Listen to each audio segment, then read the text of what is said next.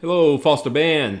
You may have received an email when you first joined CutTime, and then at the bottom of that email, you hit Get Started in CutTime. Takes you to this screen right here, where you will see your first name, your last name, your current email address that you received this email from CutTime. If that email is wrong, change it. Create a username. Then you go down and create a password. A little further down, you can have whatever username you like. Use something you won't forget. Password, they have a couple rules down at the bottom. You have to have a capital letter. You have to have a number. So make sure, see, I didn't do it correctly. So you have to go back, a lowercase, and then a number and a capital letter. Go back and make sure the passwords match. Don't forget the password. We can reset these for you, but it'd be better if you just kept track of it. Use a password that you won't forget. And you hit OK, let's go. That'll give you a little read agreement, terms of service, no big deal. Hit I agree, and then it takes you to this page here, and it has a bunch of different things you're able to look at. I'm just kind of scrolling through it for you right now. Here you can put your address in. I'm putting the address of Foster High School. You can put your own address, wherever you like to get any kind of mailings that if we do ever mail anything out, we'll have your correct address. Your country, United States, you got to scroll down to find that in the use. And then your postal code, your home telephone number or cell phone number, whichever numbers, so we can contact you if we need to. Those are the office numbers here for school. And if we ever do send text messages out, you want to use what mobile provider you have, so we can do that. Or you can click on remove text messages. We prefer you not do that. We won't ever really text you from this. Make sure your name's correct here. Date of birth. Make sure that is updated also, if it's, because it gives us a hard time if the kids are like under 13. It has all kind of restrictions on it and stuff. So make sure you put the correct date of birth.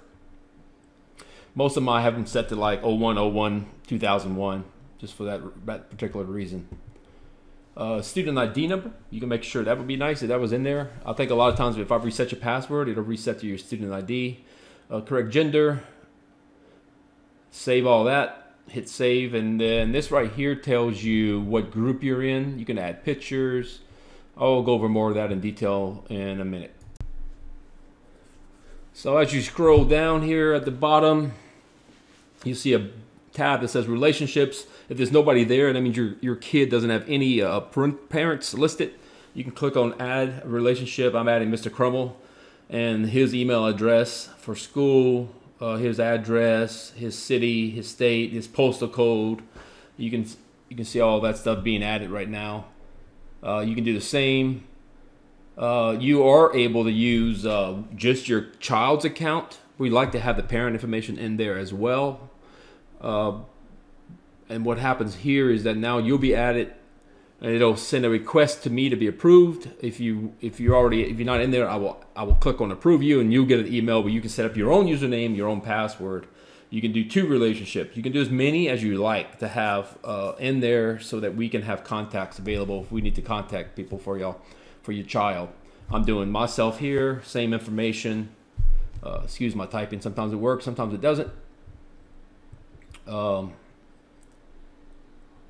That's our office number. Same thing here. I can put your provider in, but it's an office phone, so it doesn't need a provider. I'm already in there, so it's asking me if I want to really do this, because if it does that, that means you're already in the computer somewhere. Or maybe you have a sibling or another child in the system. But I went ahead and did it anyway, and I will get that email eventually, and I can approve it or deny it. You always want to continue to hit save. Those are other things like inventory. If you want to change your password, you can do it there. If you forget it, I'll have to go in and do it for you. Like I said, do a password you won't forget. Inventory, we're going to do instruments eventually with barcodes. We will have what uniforms are assigned to your child under that block there. All right, so when you go back and you log in, you put your username. Line appears, there it is, and your password that you created. So you type that in. Let's see if I can type it. Nope. Maybe this time. All right, and it takes you to this screen here on the right. You see your name. You can click on my profile, help, or sign out. At the top, you have a bunch of different tabs. People, assignments, files, calendar. we will be using the calendar for sure. These are relationships you have. Actually, we use the calendar based off of the website. We don't use this calendar. Assignments, all of our assignments will be done in Canvas.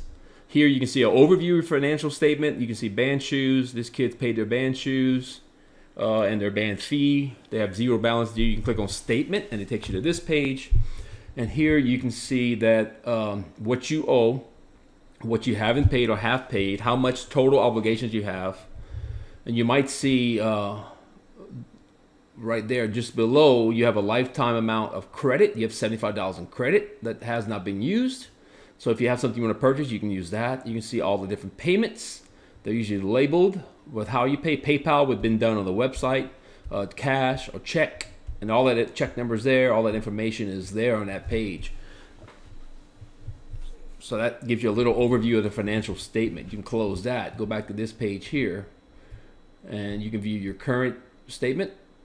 Click on that. Required forms. We don't do any forms required through here. That's all done through rank 1. You can see why you have a credit. You have a credit from the band trip 2020. Most of that money this year was rolled over in just in those accounts, those fees, and you can see that they were there.